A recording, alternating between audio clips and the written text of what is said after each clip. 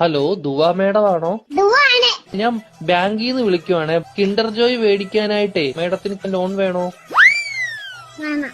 എത്ര രൂപയാ വേണ്ടത്? 5 രൂപ. ഓക്കെ. മേഡം കുട്ടികൾക്ക് മേടിച്ചു കൊടുക്കാനാണോ? അല്ല, മേടിക്ക് തിന്നാം. മേഡത്തിന്റെ ഫോൺ നമ്പർ ഒന്ന് പറയാമോ?